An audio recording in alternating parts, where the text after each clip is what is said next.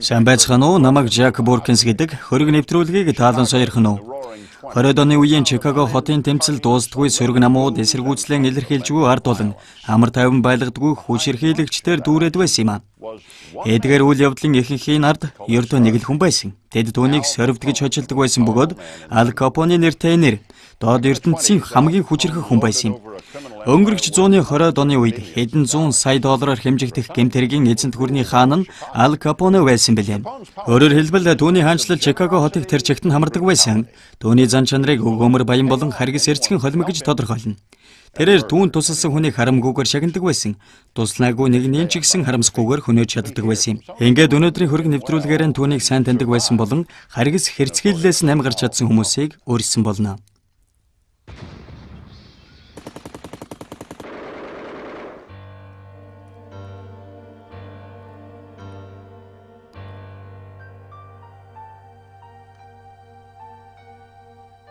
Ал Капоне хүний санаанд багтамгүй харгас эрцгийн байдлаараа хүч чадлаа олж авсан хүн юм а. Тэрээр ард түмний хайр хүндлэлийг хүлээсэн хүн байхыг хүсдэг байлаа. Гэвч ойр тойронд нь байсан хүмүүс түүнийг жинхэнэ төрхийн танаагүй. Сорвд хожид Ал Капоне маш муу хүн. Биг Велог устгахан түүний бизнес төлөвлөгөөний нэг хэсэг байсан. Энэ төлөвлөгөө нь Чикаго хотод үйлдэгдчихгүй зохион байгуулалтын гэмтэргийг ерөнхийлөн захирагч болох явдал.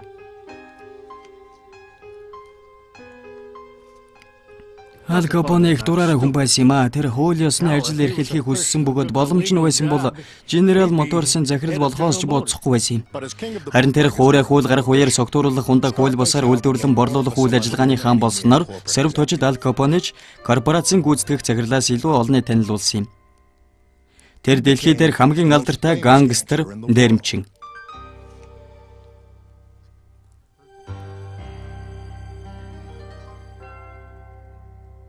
Сорвд хожид буюу Ал Капоне.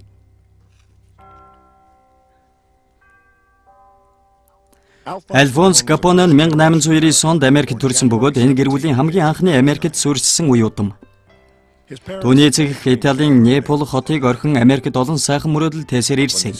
Харин тэд Бруклинд суурьших үед бүх зүйл амар хялбар байсангүй. Тэд эхлээд гэмтэргийн гол төлөв болсон Нью-Йорк дүүрэгт байр түрээсэлсэн. Капоне гэр бүлийн хувьд амьдрал нэлээд тарчиг байсан учраас тэсжүүлэхийн тулд нэлээдгүй хүчин чармаатал гаргасан юм а.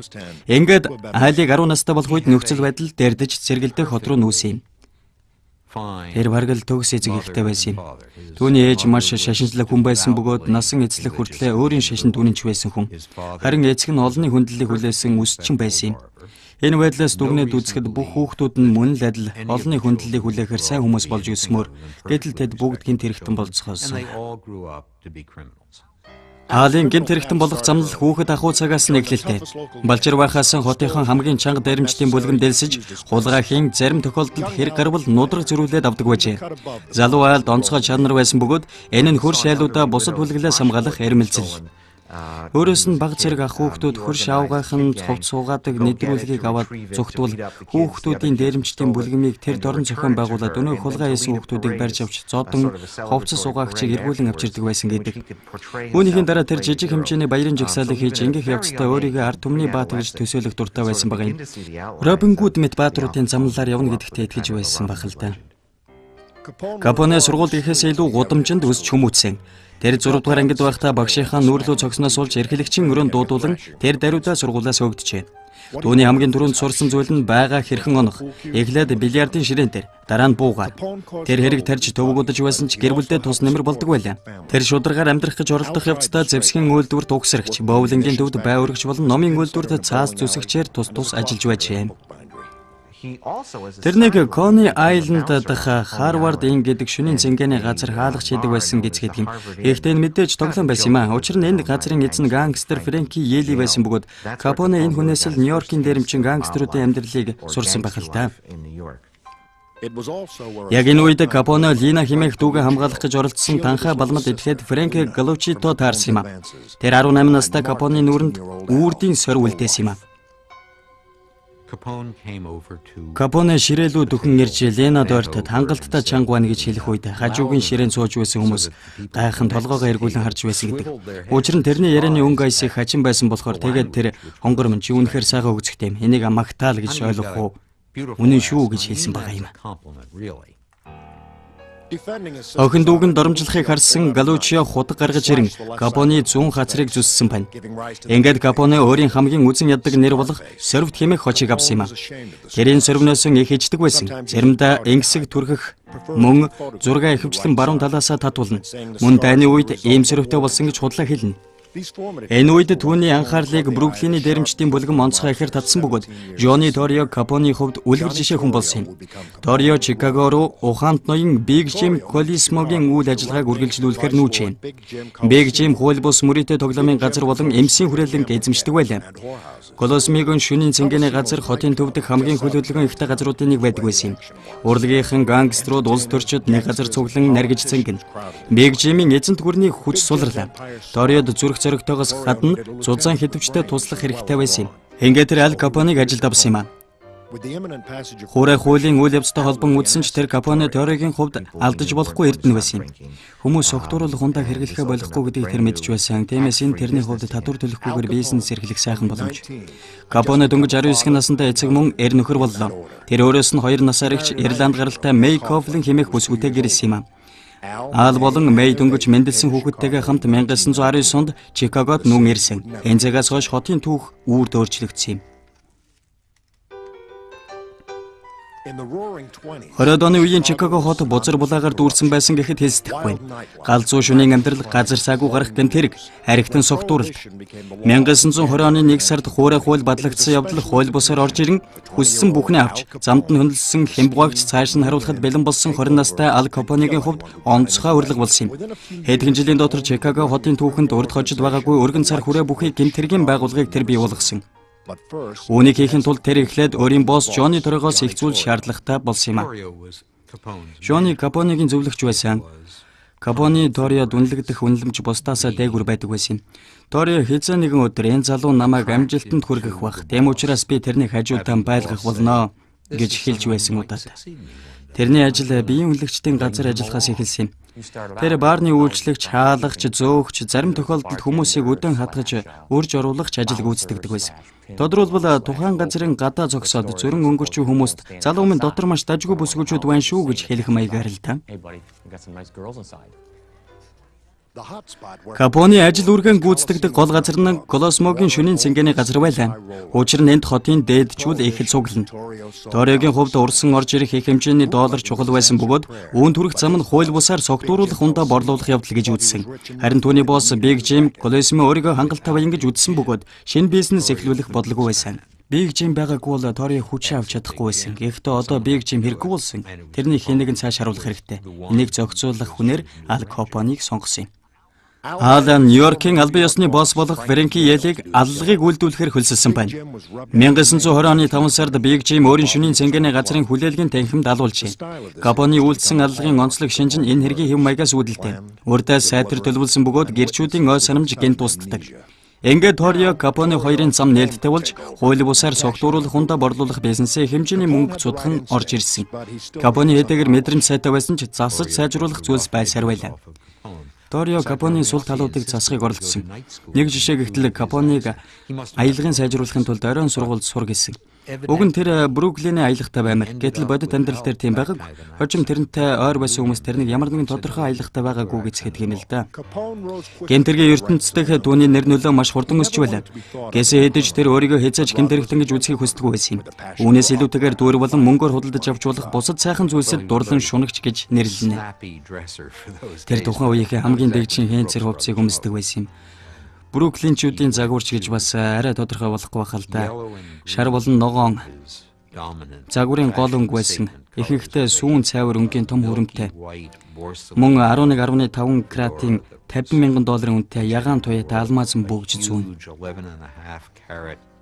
Италийн торгон дотор өвцөмсөн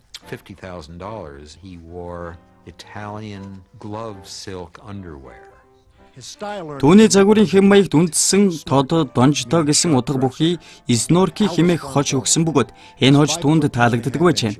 Аал маш содон гялцал байсан. Тэр 177 см өндөр 79 кг жинтэй бөгөөд бүлэгмийн залуустайгаа шөнийн клуб дээрх үедээ чанга дуугаар тушаал өгдөг байсан. Тэр 4-5 залуустайгаа клубт орж ирэн ширээн дээр суун. Тэр үед клубт байсан бүжигчид биеэ үнэлэгчид тэрэн дээр очиж бүжигийн чагарантаа. Тэгээ тэр бүгдэд нь мөнгө тараана. Мэдээж би тэрнтэй уулзаж байсан. Тэр их сайн хүн байсан. Тэр бас энэ бүх муу мухай зүйлсийг хизээж хийгээгүй юм. Тэрний залуус хийдэг гэж тэр өөрөө ярьдаг байсан л та. Олон хүн Капоныг үгийн сайн хүн гэдэгт итгэхийг хүсдэг байлаа. Тэд түүний аимшигтай муу талыг бус зөвхөн өгөөмөр дэлгэр занг нь мэддэг байсан. Нэгэн удаа тэр бүжигчин бүсгэн хувцас руу дар сасгажээ. Миний хувцас тэр чигтээ норчихсан. Би дотроо Бурхан минь одоо яанаа л гэж бодсон. Учир нь шүнжин бүжиглэж байсан болохоор тэгээд тэр надад мөнгө өгсөн. Би авахыг хүсээгүй болохоор авахгүй гэж хэлтэл тэр надад заавал өгнө гэд миний санаж байгаагаар $25 өгсөн. Нэг удаа би клубтээ тайзан дээр гарах гэж бэлдэж байсан юм. Гэтэл тэр гэнт клубт ороод ирсэн. Тэгээд энэ хүүг тайзан дээр гарга. Чарлстон яаж хийхийг харцгаая гэж тэр хэлсэн л дээ. Дараа надад тусгаал нь $5 өгсөн юм.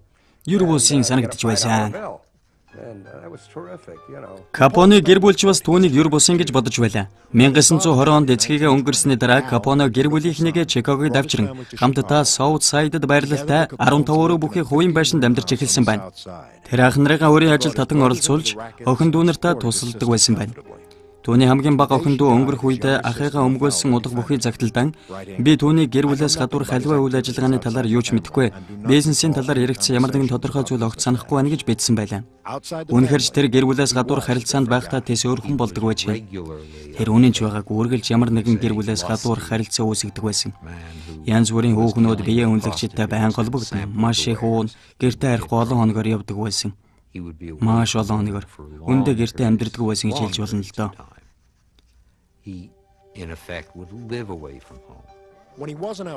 Үнэн дээр түүний хийдэг зүйлс нь үргэлж мөрийтэй тоглоом тоглох, аригтан согтуурах, биеэ үнэлэгч авах зэрэг байгаагүй. Тэр өөрийн босс Ториогоо суралцдаг байсан юм. Тэд Чикаго хэрхэн хуваагдсныг судлан бусад бүлгэмүүдтэй нэгдэн энэ хотынхны цангааг цогтууруулах ундаагаар хэрхэн тайлах талаар төлөвлөгөө зохиосон байна. 1922 онд Ториогийн гаргасан загварын дагуу орон нутгийн дээрэмчид инх тайвныг ирээ байгуулсан. Энэ бол Ториогийн бүхнийг нэгэн дэглэмд оруулах гэсэн оролдлого байсан. Харин Капон үүнийг Ториогоос суралцсан. Капон төрөлхийн хэрцгий зүүн совонгоо дарж сурсан гэж бодож байна л да. Энэхүү стратегийн ачаар хууль бусаар согтууруулах, ундаа борлуулах үйл явц маш их хэмжээний бизнес болон үргэлжлэв. Нийлүүлэлтийг хянах боломжтой болж үйлдвэрлэл зогсолтгүй үргэлжлэн уушин газрууд бүгд Капоны шар айргийг авдаг болсон. Хэрвээ тэдний шар айргийг авахгүй бол тэд хурж ирэн авсан дээр шүү гэж заавал сануулна. Тэд дахин ирэх бөгөөд тэгсээр байхад нь эсэргүүцвэл тэр газар руу дайрч устгал сүйтгэн. Энийхэн дараа тэд нөхөн сэргээлт хийх мөнгө зээлэх санал тавина. Мэдээж тэднээс өөр чамд мөнгө өгөн олдохгүй учраас зээлийн авна. Нэгэнт зээл авсан бол Капоны байгууллагын нэг хэсэг боллоо л гэсэн үг. Засгийн газар үзэж байснаар согтууруулах ундааны борлуулалт биеэ үнэлэлт мөрийтэй тоглоомноос олсон жилийн дундаж орлого нь ойролцоогоор $120 сая байсан гэдэг. Тэгэхээр тэд дунд зэргийн корпорацийн үйл ажиллагаатай тэнцвүүц хэмжээний бизнес эрхэлдэг байсан гэсэн үг л дээ. Эдэн тэдний бизнесийн олон төрөл болон зохион байгуулалттай хамаатай. Жишээ нь шар айрыг хүргэлтийг хариуцах хэсэг, үйлдвэрлэл хариуцах хэсэг гэдэл. Капоны гайхалтай бизнесмэнүүдийг сайн зохион байгуулагч байсан юм. Тэр уламжилт маягаар их хэмжээний хөрөнгө оруулалт хийх ямар ч боломжгүй байсан л да. Учир нь засгийн газраас тэр даруй хяналт шалгалт ирэх магадлал өсөх болохоор тиймээс тэр MC хүрээлэн мөрийтэй тоглоом болон борлуулалтаас орж ирж буй ашгаараа мөнгө цуглуулдаг. Капоны цагдаа болон хууль шүүгч нарт авилга өгөх замаар хууль зөрчсөн үйлдэл хамгаалж чаддаг байлаа. Капоны талд хотын цагдаагийн байгууллагын тал нь ажилладаг. Энэ бол бизнесийн нэг томоохон хэсэг бөгөөд ар хамгаалт байхгүй энэ бизнес явахгүй шүү дээ. 1922 оноос Капоны албан ёсоор Чикагогийн хэвлэл мэдээллийн хэрэгсэл дүрдэж эхэлсэн юм а. 8 дугаар сарын 13-ны өдөр наргиж сангиснийхэн дараа амархаар явж байсан. Түүний жолоодож явсан машин такситай мөргөлдөн таксины жолооч нийлээд хүнд бэрцсэн. Үйл явдлаас болж ихэд ууралсан Капоне бууга гарган хуурамч шерифийн тэмдэглээ үзүүлж таксины жолоочийг сүрдүүлж эхэлжээ. Харин жинхэнэ цагтаа хурж ирэх үед Капоне баривчлагдсан байна. Тэр офицерт хандан энэ асуудлыг маш амар хэлбэрээр шийдэж чадна гэдгээ итгэлтэйгээр хэлж байсан. Үнэхээр ч тэгж чадсан. Ямар ч тургуул шийтгэл хүлээлгүйгээр зогсохгүй. Маш хурдан чөлөөлөгдсөн байна. Ингээд түүний талаарх домог яригдж эхэлсэн. Ингээд 23 настай Ал Ториогийн хамтрагч болон гэмтэргийн ертөнцийн оройд гарсан юм. Энэ үеэр ард түмний цангаа тайлагдан бүлгэмүүдийн сувдаг шунал байдалж татарлаа. 1923 онд Ториогийн тухансан энх тайвны гэрээ устан алгуулсан юм. Чикагод түүхэнд зартаа шар аригны дан эхлэв гэсэн мэдээний гарчиг үндэстэн даяар тархлаа. 9-р сараас 12 сарын хооронд их хэмжээний цус урсаж, энэ тэмдгүү дэлбэрэлтүүд гарсан юм. Ялангуяа Капоны дайснуудын хувьд бүх зүйл үхлээр төгсөж байсан. Тэд хүчирхийллээр хариулж байсан. Зөвлөвөл хүчирхийлэл бол тэдний хувьд бидний ашиглаж буй мөнгөн тэмдэгттэй ижил зүйл. Хүссэн зүйлээ хүртэхийн тулд тэд хүчирхийллийг ашиглана. Нийт 20 оны хугацааны үеэр Чикаго туйл бусаар согтууруулах ундаа борлуулах гэмт хэрэгт холбоотой байсан 700-аад хүний амь үрэгдсэн байгаа юм л да. Торио болон Капоне нар гангстеруудын дунд үүссэн дайны эхний үед ялалт байгуулсан. Эрх мэдэл хүч чадал хадгалж үлдсэн гэдэгтээ Торио итгэлтэй байсан. Түүнийг энэ хотын хамгийн эрх мэдэлтэй хүчтэй хүн болох зөвшөөрлийг Капоне долголоо. 1924 он Ал Капоны хувьд шинэ эхлэл боллоо. Чикагод шинэ сонгогдсон хотын дарга хууль тогтоож эхэлсэн учир авилга тойруу замд орсон. Хорой тогтоох хугацааг үл тоон Капон хүчилж байсан.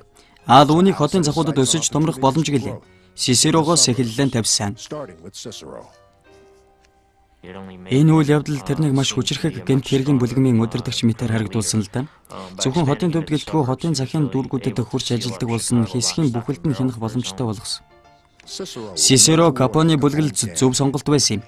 Энэ захын дүүрэг 60 мянган энгийн ажилчинтай бөгөөд авилга эд шидийн юм шиг л үйлчилж байсан. Энэ дүүргийн удирдлагын байр болох хав торон зочид буудалд Ал дүүргийн удирдлагуудтай уулзсан. Мөрөдөө тоглоом болон шар аригны 8 хийх талаар гэрээ хийдэг. Эрх мэдлээ хадгалан үлдэхийн тулд Капоне Сисерогийн сонгуульд оролцохоор шийдсэн. Энэ хоорондоо түүний залуус буудуулж, зодуулж барьцаалагдан бүлгэм хоорондын мөргөлдөөн зогссонгүй. Ингээд сонгуулийн өдөр болох 1924 оны 4 сарын 1-ний өдөр Капоне ялалт байгуулсан.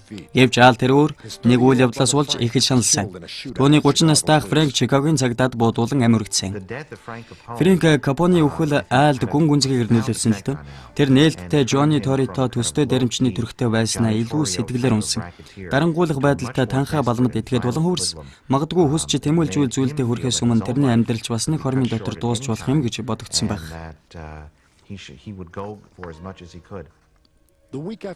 Фрэнкийг өнгөрснөөс хойш 7 хоногийн дараа Капоне Сисерод хамгийн анхны мөрийг тавих төв болох Хав Торн Смок шопыг байгууллаа. Капоне өөрийгөө мөрийтэй уралдаанд ямар ч одгүй гэж ярьдаг байсан. Харин одоо энэ огт хамаагүй болсон. Тэр аз нь гийдгүй байсан зүйлээс маш их хэмжээний орлого олох болсон. Учир нь уралдаан урдаас зохион байгуулагдсан. Тэр бие хамгаалагч нартайгаа уралдааны газар ирж ойр хавийг ажиглаж байснаа над тандан. "Сайн уу залуу чи 6 дугаарыг сонгосон юм уу? 6 хожноо" гэж хэлсэн. Тэрний бие хамгаалагчтай нэг нь хурж ирээд миний халаас нь тасалбарыс $5 тасалбар байсан юмдэх. Морд гараанаас гарлаа. 601 дугаартай морь төрүүлсэн бөгөөд $5 маань $300 гаруй болсон юм. Капоне болон түүний босс Жонни Торио нар зөвхөн Сисерод гихтэл 160 мөрийтэй тоглоомын газар, 122 ширхэг уушин газартай болсон байлаа. Үүнийг харсан хүн болгоны сэтгэл тэр бүр адил байсангүй. Ялангуяа 21 настай сонин эрхлэгч Роберт Сент Жон энэ явдлыг жигшиж байсан юм. Тэрээр энэ сониндоо хотын удирдлагуудын авсан авилгын талаар болон Алын ах Ральф Капоне удирдан ажилладаг байсан эмсийн хүрээлэнгийн талаар дэлгэрэнгүй мэдээллийг олон дэлгэсэн. Энэ явдал мэдээж намайг Капоне гэр бүлийн дайсан болгосон. Нэг өглөө би ажил руугаа явж байтал замын уул зур өнгөрөөд хар машинууд маш урд таагаар ирж байхыг харлаа. Тэгээд урд минь ирээд чихрэн зогсоод машинаас 4 хүн бууж ирсэн. Би Ральф Капоныг шууд хараад л таньсан л да. Тэд над руу ойрдог үед би замын голд явж байсан юм. Тэр дороо зам дээр эвхэрч унаа толгоогоо хөлн завсраа хийсэн. Намайг хэдэн талаас минь нүдэж өгсөн. Тэд борохоо цохиур ашиглаж байсан юм аа. Харин тэдний ашиглаж байсан хамгийн хачирхалтай зэвсэг нь нэхмэл хөвөн оомсонд хийсэн савангийн өөдөс байсан юм. Энэ нь Капонегийн алга үйлдэгтэн ашиглах дуртай зэвсгүүдийн нэг нь л дээ.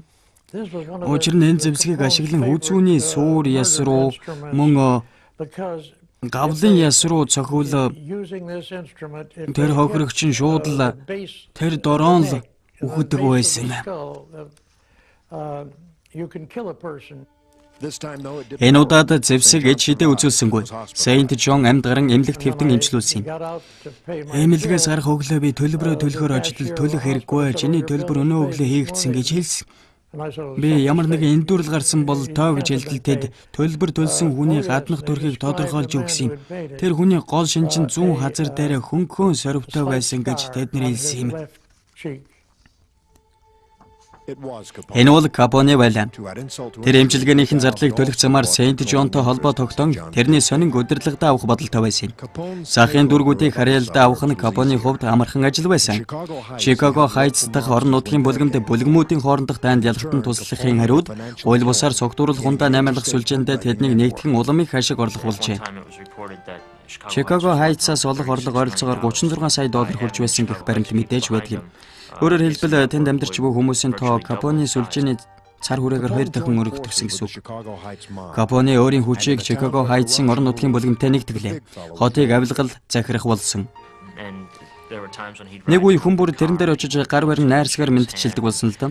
Тэрнийг сайн найзшгаал гэр бүлийнхээ гишүүн мэтэр үздэг байсан. Бүгд тэрнийг хүндэлдэг байсан. Их л сайн хүн мэтэр. Хүндлэл хүлээхээс ч өөр аргагүй. Түүний босс Johnny Torrio бүлгэмтэй эргэн ирэх үед аль хэдийн цар хүрээгээ тэлж шинэ хамтрагчдтай болж их хэмжээний ашиг орлого олцоход байжээ. Хэрвээ Torrio-гийн толгойд аль үнэхээр тэрэнд амжилт авчрах хүн мөн үү гэсэн эргэлзээ байсан бол тэр эргэлзээ тэрнийг эргэж ирэх үед бүрэн арилсан л даа. Ингээд Капоныг гентийн огцом уурвуулан үнэн шударга байдлын талаар мэддэггүй хүн үгүй болсон. 5 сарын 8-ны өдөр Алийн нэглэн бодогч Грэси Торн Жак орон нутгийн хууль бус наймаалагч уушин газраас өөрийн хөөсөн хэмээн гомдлсон учраас Аал түүн рүү шууд очин Колт бууныхаа 6 сумыг дуустал 3 гэрчин нүдэн дээр өнөөх нөхрийг хүнээсэн байна. Хэн ч нэргийг мартаагүй боловч хэнэнд сайн санахгүй байна хэмээн мэдүүлэг өгсөн. Аал нуугдахыг хичээсэн боловч мэдүүлэг өгөхөөс өөр аргагүй болж хэрэг гарсан өдөр хотоос гарчихсан байсан гэж хэлжээ. Дахин нэг удаа тэр шийдгэлээс чөлөөлөгдлөө. Капонед ямар нэгэн шийдэл хүлээлгэх үндэслэл огт гардаггүй байсан. Зүгээр шүүхийн танхимд гэхэд л гангстерийг шийдэхийн төлөө санал өгсөний хариуд юу болж болохыг бүгд мэддэг байсан. Бас тэднээс үүнийхэн шалтгааныг асуухад тэдний нэг нь би үлдсэн амьдралынхаа турш буу авч явах хэрэгтэй болно шүү дээ гэж хэлсэн байгаа юм. Капоне ч үүнийг мэддэг байсан. Тэр бизнесээс нь гарч буй эсвэл хамтарч ажиллахад татгалзсан хүмүүсийг алуулах захиалга өгдөг байсан. Тэдний хувьд энэ энгийн зүйл болсон. Зайлв тэрнийг машиндаа суулгаад хөнгөө зилүүд газар аваачиж буудаад хүссэн үедээ гаргаад хайчих гэх маягаар. Тэдэнд ямар ч гэрч гэмбуруугүй энгийн иргэн ер нь ямар ч зүйл асуудал болохоо байлсан. Капоны цорын ганц том асуудал нь Northside ганг бүлгэмийн толгойлогч, олонний танил цэцэгчин Дион Обани байлаа. Обанины эрх мэдэл нэлээд их байсан боловч тэр эвлэг ихийг хүссэн. Тэр Капоне болон тэрний босс Торрио шар аригны үйлдвэрээ худалдаж лөвөрдүүлсэн маш том алдаа болсон юм. 5 сарын 19-ны өглөө Торрио баривчлаглаа. Обаниан хуурай хуулийн дагуу төрийн албаныхан гинтийн шалгалт хийн гэдгийг урдаас мэдсэн байж. Торрио шоронд орох нь тодорхой болсон. Гэхдээ тэр үнээс өмнө өшөөгөө авах нь гарцаагүй. Ингээд Нью-Йоркийн гангстер Фрэнки Йилтэй ахин холбогдлоо. Фрэнки Йил уг ажлыг орон нутгийн 2 хөлсний алуурчтай хамтарч хийхээр болсон. Тэд Обанианыг 11 сарын 10-ны өглөө гангстеруудын оршуулгын ёслолын цэцэгсийг бэлдэн завгүй байх үеэр нь устгахаар шийдсэн. Өнөөх 3 тэр өглөө дэлгүүрт орох үед Обаниан Йилтэй мэдлэхээр ойртон ирсэн байна. Йил түүний гараас тавилгүй барьж бусд нь түүнийг буудан хороожээ. 1925 оны 1 сард Обанианы залуус болох Жорж Баксморн, Хайме Вайснер талигч боссынхаа өшөөг авахар оролцсон бөгөөд Аал тэдний гараас цугтаж амжсан ч Торриог өрхөндөө оруулсан байна. Торрио удалгүй эдгэрч хуурай хуулийн дагуу хүлээсэн шийдвэрлэх нь хугацаа дууссан. Тухайн оны 3 сард Торрио тэтгэврт гарч байгаагаа нийтэд зарлав. Бүлгэмийн удирдлага шууд Капонед шилжинэ гэдэгт хэн чиргэлцсэнгүй. Аал тэр үед дөнгөж 26 настай байлаа. Залуу удирдагч сонинуудын эхний нүрэнд гарах болсон. Тэр энэ байдалд их дуртай байсан боловч ямар нэгэн хэрэгт буруутгах болгондоо хэвлэлийн баг хурал хийдэг болсон. Тэр залуусаа би нэрх тогтоомаагүй надаас холдож үз гэж их хэлдэг болсон л доо. Тэмээ. Надаас та нар хоолох шиг байгаараа гэж. Гэвч бодит байдал дээр Капоне Чикагод гарч буй бүлгэмүүдтэй холбоотой зэрлэг балмад хэрэг болгоны ард байдаг байлаа. Тэр өөрийн хамгаалтыг улам зузаатгаж удирдлагын төвөө дээд зэрэглэлийн метропол зожид буудалд төвлөрүүлсэн. Нууц гарц бүхий шинэ байр нь Аал болон түүний залуусыг хурдан зугтахад их нэмэр болдог болжээ. Тэр хязгааж ганцаараа явхан болсон. Тэрний хамгаалтын хэрэгсэл ерөнхийлөгч Кальвин Кулижийнхээс жилүү болсон. Тэр $20,000 үнэ бүхий тусгай захиалгын дагуу хийсэн Cadillac лимузин худалдаж авсан бөгөөд энэ машин гэхээс илүү танк шиг байсан юм а. Энэ 7 тонны жинтэй бүрэн хуйглагдсан сум нэвтэрдэггүй шилтэй. Буудалцах тохиолдолд гарвал хойд цонх нь онгодог машин. Тэд үргэлж тус тусынхан газар нутагт халддаг байсан. Ийм зүйл болох эсгүй байдал болсон учраас бие биендээ шууд л буудана. Капоне бүгдийн нэг нэгээр нустах шаардлагатай болсон. Өөрийн сүрж буй хүн бүрийг жагсааж угаад бүгдийн нэг нэгээр шүү. Капоне одоо зөвхөн тушаал өгөхөд л хангалттай. Тэр тушаалааж өгсөн. Харин хийснийхэн дараа хязгаарч эргэж харж байгаагүй.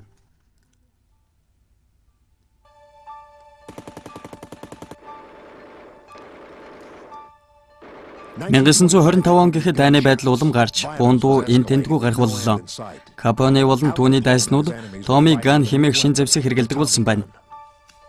Энэ зэвсэг тоглоомын дүрмийг шууд өөрчилсөн. Учир нь энэ буу гар буунаас илүү хөнөөлтэй, хүчтэй. За тэгээд машин ганыг хөдөлж буй автомашин цөөрлөөлвөл тухайн үедээ урд хожид байгаагүй үхлийн зэвсгийг эзэмшлээ л гэсэн үг. Тиймээс дайнд оролцогчид болон дайны эсрэг зохицуулагчид бүгд ийм зэвсэгтэй болсон. Чикагон дэрмийн бүлэглэл болон дэрмийн бүлгийн хүчирхийллийн төгс жишээ болсон байсан юм. Эндхийн хүчирхийлэл Нью-Йорк болон өөр хаанхыхаас ч илүү дэлгэрсэн байсан юм. Капоне Нью-Йоркт ч бас хүчирхийллийг авчирлаа. Тэр тухайн оны 12 сард хүүгээ эмчид үзүүлэхээр Нью-Йоркт очсон байна. Тэгээд хуучны анд Фрэнки Йилдээ 3 дайсныг хөнөөж зул сарын бэлэг барьсан юм. Капоне хүмүүс баримтлагдгаараа баримтлагдан бүх гэрчүүд буруугүй хэмээн мэдүүлж хэрэг тэр дорон хаагцаар л байлаа. Ал 1926 онд Чикагото иргэн ирж дайнаа үргэлжлүүлсэн юм. 4 сарын 27-ны орой байдал улам ширүүсч ноцтой мөргөлдөн үүслээ. Сисеро баарны гадаа байсан Капоне болон түүний хүмүүс сөрөг тал руу гал нээн үүний үр дүнд 3 хүн шархтаж 3 хүн амьургдсан. Амьургдсан 3 хүний дотор 25 настай улсын туслах хуульч байж таарсан. Билл Максвейгэн Капоне дайсны багын найз байсан бөгөөд хамт байсны улмаас суманд өртсөн аж. Гимгүү хүний амьд хүрсэн хэрэг олонний дургуутслыг төрүүлсэн. Харин Капоне алга боллоо. Үнэнтэй тэр нөхцөл байдал намжтал Мичиган дахь нэг жижигхэн суурьнд нууц амрагт зуныг өнгөрөөсөн баг юм.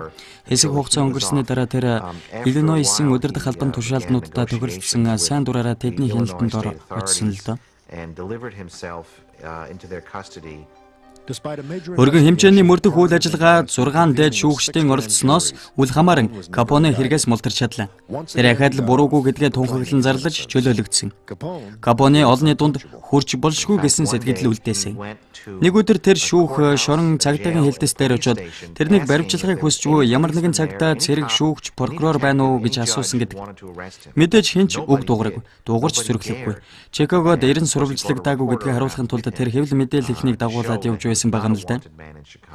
Тухайн үед сонин бүр нэг л зураглааж, нэг л сурвалжлагчтай байсан. Бид бүгд тэрнийг дагаад эдгээр газруудаар орсон л доо. Очсон газар бүр тэрэнд ямар ч асуудал байхгүй гэж хэлж байсан. Гэхдээ хүн бүр Капоне замд саад болохгүй байхыг хүссэнгүй. 1926 онд зуны турш Хайми Вайс, Багс Морнаар Капонетэй буудалдсан боловч аль нь ч байгаа амжилттай онсонгүй. Хамгийн ноцтой дайралт 9 сарын сүүлээр гарсан юм. Капоне өөрийн залуустай хамт Хавторн зожид буудлын зоогийн газарт оройн хоолнд орж байлаа. Яг энэ үеэр 10 машин дүүрэн Вайсын залуус булан тойрч гарч ирээд автомат буугаар шүршиж эхэлсэн байна. Капоне сандран зүгтгэж оролдож байжээ. Тэрний бие хамгаалагч энэ бүхнийг төрүүлж мэдэрсэн байгаа юм л да. Гал намжих үед нэг л биш байна. Хахад дайрч магадгүй гэж бодсон гэсэн. Галаа зогсоовол мэдээж юу болсныг харах гэж хүмүүс өндөлцөж эхэлнэ л дээ. Капоне яг энэ маягаар өндих гэхэд нь бие хамгаалагч нь тэрнийг доош нь дарсан гэдэг. Хормын дараа үлдсэн машинууд дэрэгдүүр нөнгөрч жинхэнэ машин ганаар шүрссэн гэдэг. Байр шингийн урд хэсэг тэр чихтэй сүрсэн. 10 хүрэхгүй минутын дотор зоогийн газрыг 5,000 гаруй сум онсон байсан байна.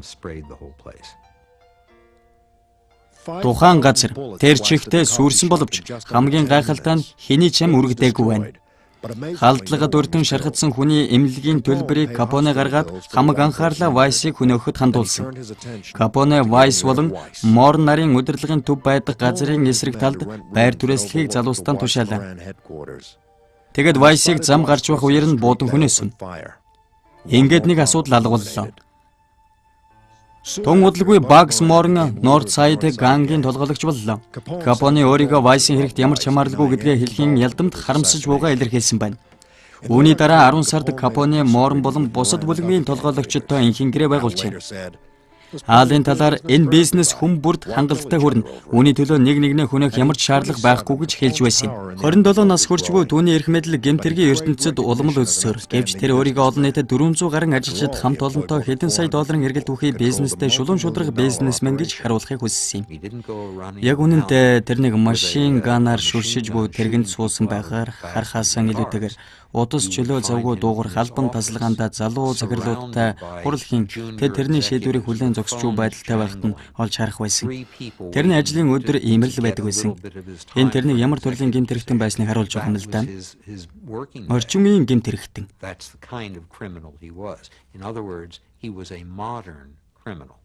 1927 он Капоны хувьд бүхий салбарт амжилт олсон маш ээлтэй жил байсан юм. Тухайн жилийн үйл ажиллагааных нь орлого 105 сая долларт хүрлээ.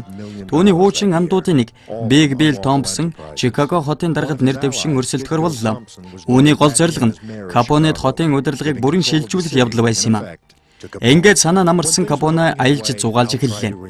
Хүүдээ бейсбол үзүүлж, өөрөө бокс тоглож үзв. Цагийг зугаатай өнгөрөөж байгаа нь тэрэнд их таалагдсан. Тэр олон нийтэд үйлчлсээр залхаж байна гэдгээ ярьсаар энэ бүхнээс холдохыг хүсэж байгаагаа илэрхийлдэг байлаа. Ингээд эдлэн газар худалдан авлаа. 1928 оны 1 сард Майамигийн оролцсон Флорида дахь Palm Island-д 14-өө бүхий шилтгэнийг $40,000 бэлнээр төлөн эзэмссэн. Тэр нэмж $100,000 төлөөд эдлэн газраа деважин болтол засч янзалсан. Гэсэн хэдий ч энэ бүхэн түүнийг байгууллагатай холбоотой асуудлуудаас тусгаарлаж чадсангүй. Капоне түүний хуучин анд Нью-Йоркийн хөлсний алуурчин Фрэнк Йил зүүн эргийн тээвэрлэлээс нь их хэмжээний бууны сум хулгайсныг олж мэджээ. Үнэнч байдал бол үнэлшгүй эрдэнэ. Капоне өөрийгөө мэхлүүлсэн тооцлоо. Өмнө нь Йил Капонес тушаал авдаг байсан бол одоо хуваа өөрөө авдаг болсон байна. 1928 оны 7 сарын 1-ний өдөр Нью-Йоркд Йил Аалын хүний гарт ам үргэлжсэн. Ингээд Капонед нэг л дайсан үлдсэн. Багс Морн байлаа. Морны бүлгэм хууль бус виски ажсан онгоцуудыг дээрэмддэг байсан. Капоне түүнээс бүрэн залхаад байсан бөгөөд 12 дугаар сард хамгийн аимшигтай гэмтэргээ үйлдэх мастер төлөвлөгөөгөө боловсруулахаар Флоридаг зориулав. Гэгээн Валентины өдрийн хядлага энэ улсын гангстеруудын түүхэнд хамгийн хачинжигтэй эдрэтэй хэрэгүүдийн нэг юм л да. Магадгүй хамгийн алдартай ч байж болох. 1929 оны 2 сарын 14-ний өглөө Морн агуулга руугаа товлсон цагаас хоцрон очлоо. Түүний залуус вискигээ хүлээгээд байж байсан юм. Гэнтхэн 4 танихгүй хүн орж ирлээ. 2 нь цагдаагийн хувцастай, 2 нь энгийн иргэний хувцастай. Морны залуусыг гараа өргөн хан руу харахыг шаардсан бөгөөд үүнийхэн дараа бүгдийг буудан хороосон. Тэр даруй мөрдөн шалгах үйл явц эхэллээ. Морноос гадна өөр олон хүн Аалыг энэ хэрэг толгойтой гэж үзсэн байна. Гэвч тэр өөр газар байсан юм а. Хядлага болох үеэр Капоне Флоридад Майамигийн дүүргийн хуульчтай уулзалтанд орж байсан. Ингээд дахин нэг удаа хэргийг хянан шалгахыг хинч хүссэнгүй. Удалгүй хэрэг хаагдсан юм. Хэн үүнийг үйлдсэн болохыг хэн ч бадтай хэлж мэдэхгүй. Миний бодлоор тэд хамгийн сүүлд орж ирсэн хүнийг Морнтой андуурсан баг. Тэр Морнтой ажиллахан пальто хар хүрэн бүрхтэй байсан учраас тэрнийг Морн байна гэж бодсон байж болох юм л.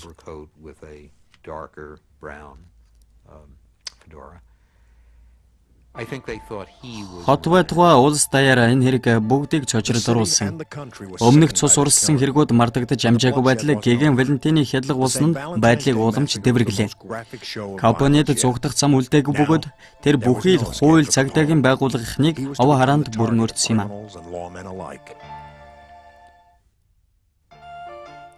Гэгээн Валентины хядлагын талаарх яриа олонний дунд дөнгөж намжих үеэр Капоне цэвэрлэх үйл ажиллагаагаа үргэлжлүүлэн хийсээр л байлаа.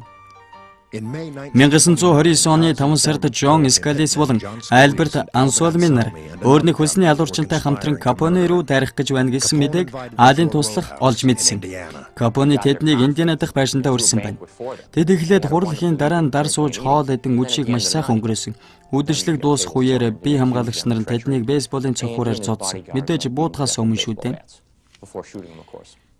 Би тэр 3 цогцсын зургийг авах гэж очих үеэр үнэхээр аимшигтай байсан. Толгоонууд нь бараг няцарсан. Цагдаа нар ирэн тэднийг хүүр хадгалах газар руу зөөсөн бөгөөд би энэ бүрэн бүтээгээ царайг нь харагдах төдий байхад нь зургийг авахыг зөвшөөрч байсан юм л да. Энэ үнэхээр жигшүүртэй гэмтэрэг болсон. Тухайн үеийн бусад дээрэмчид Капонигоос зайгаа барих хүртэл жигшиж зэвүүдсэн. Гэнт Капоны эсрэг асуудлууд ар араасаа өндөлтөж эхэлсэн. Олон нийтийн дургуутсал улам ихсэж Капонигийн амьдрал аюулдарлаа. $50,000 гэрээ хийх ажлаасаа татгалцсан. Түүний хувьд Чикагогоос хол байх хамгийн аюулгүй газар нь шорон гэж тодорхойлсон. Үүнхээр ч тэр тийш явсан юм а. 5 сарын 16-ны өдөр Капоне болон түүний бие хамгаалагч нар Филадельфийн кинотеатраас гарч явах үеэр зэвсэг нууцаар авч явсан гэдэг хэрэгээр баривчлагдсан юм. Тэдний шүүх хурал болгоход ховилдаан бий болох гэж оролдлоо. Шүүхэн шийдвэр хөдлөшгүй байсан юм. 1 жил хорих ял аал эрт сулагдахын тулд бүхнээ хийсэн. Ингээд аал алс хол шоронгоос утсаар бүлгээ удирдах байлаа. Гэрээс нь ирсэн сонин таагүй мэдээлэл бас байсан. Капоне болон түүний бүлгэл одоо холбооны засгийн газрын байгуулсан. Том аалыг аль эртнээс шорон цуулгахыг хүсэж байсан ерөнхийлөгч байнга туслахуудаасан. Та нар тэр нөхрөө Капоныг найдвартай болгов уу? Үндэсний татварын холбооныхан ч гэсэн тэрнийг шалгаж эхэлсэн. Тэрнийг Филадельфид шоронд байх үеэр Ральф Капоне, Жак Кусек, Капоны баруун гар Фрэнк Нитинер бүгд татвар нуун дарагдуулсан хэрэгээр шалгагдаж эхэлсэн.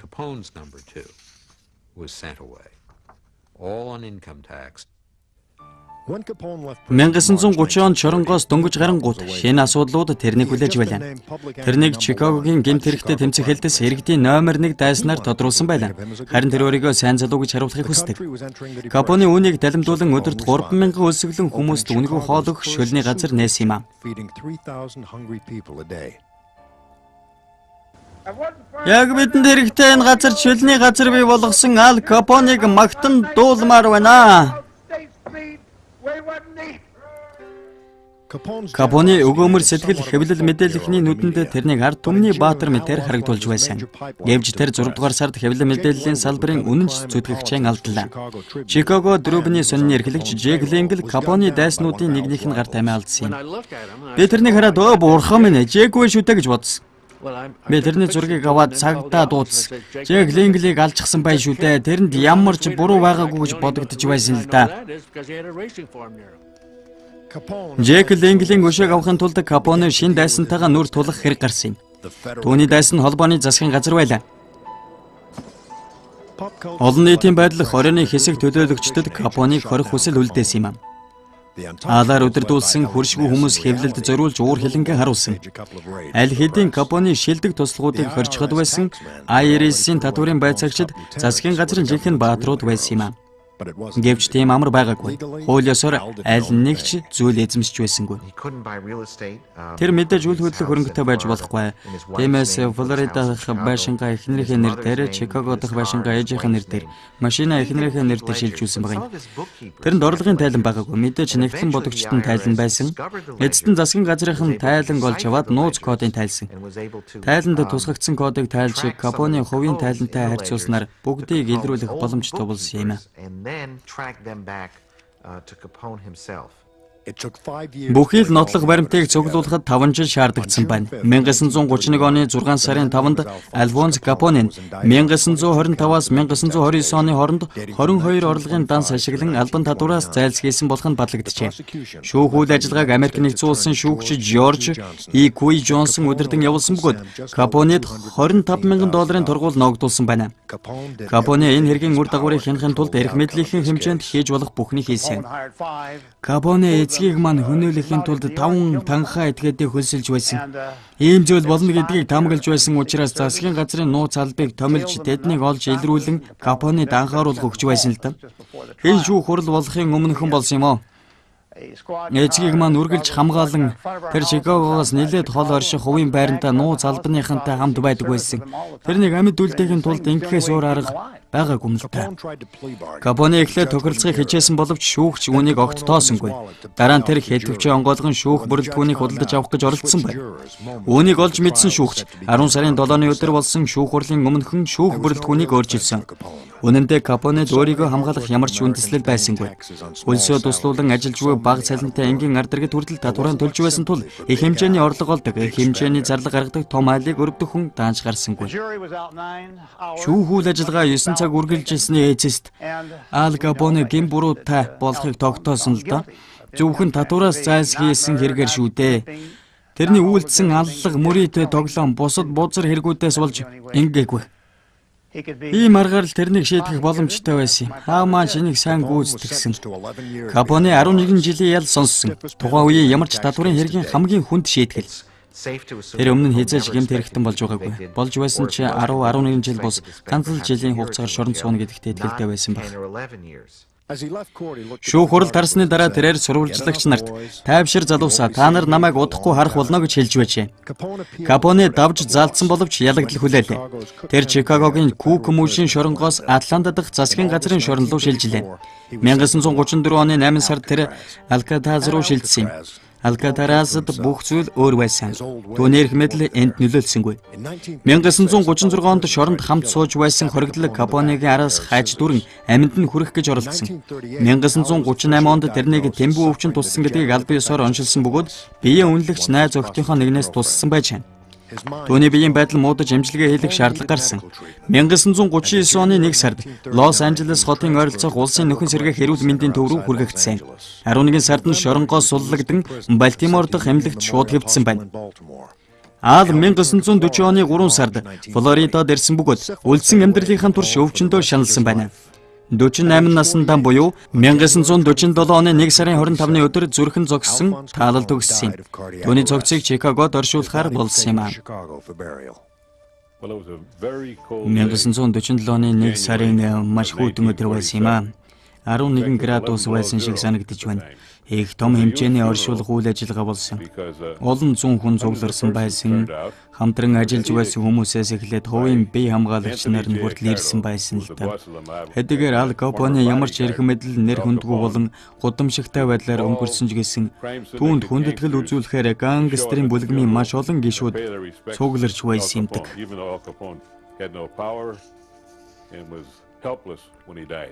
Капоне гэмтэргийн ертөнцийн эрх мэдэл орон зай бүрэн төгсгөл болсон ч түүний нэр хүндэт үйлэнт гэмтэргүүдийн ул мөр Чикаго хотын амьдралд одоо хүртэл цуураад сайрал байгаа.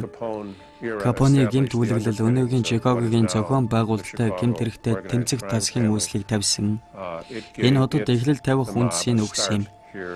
Энэ эхлэл нь 50 он болон 60 оны үйл ажиллагаанууд руу хөдөлж эхэлсэн.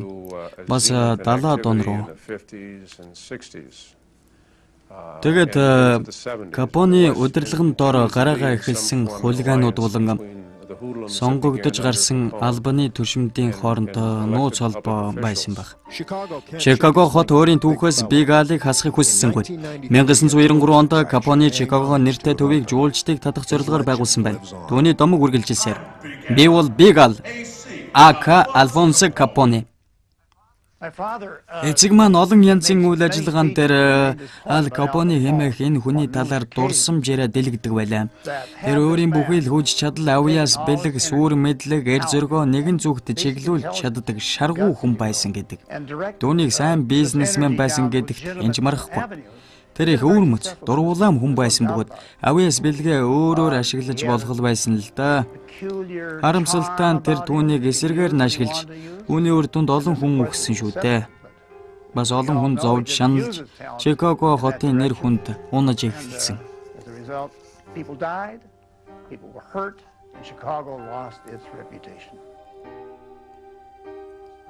Капоне бол эргэлзээгүй дэлхийд алдартай хүн л дээ. Ямар нэгэн байдлаар Чикаго хотын тухай яриа үүсгэхэд хүн бүр энэ хоттой холбон тэрний хамгийн түрүүнд самдаг юм. Маш олон дооны алдартнууд тухайн цаг үедээ гарч ирсэн ч зэрэглээ болон харилдаг байсан. Харин тэрний нэрийг сонссон хүмүүст яг л ижил мэдрэмж төрдөг. Капоне онцгой нэгэн байсан. Тэрний муу зан чанарыг тооцвол би тэр хүний гайхан биширдэг байлаа. Магадгүй үүний учир нь би өөрөө Итали хүн гэдэгтэй холбоотой байж болох шүү дээ. Ямар ч Итали хүний талаар муу зүйл сонсох надад үнэхээр хэцүү байдаг. Өөр юу ч хэлэх вэ? Тэр дэмэл хүн байсан. Их мундаг хүн байсан та.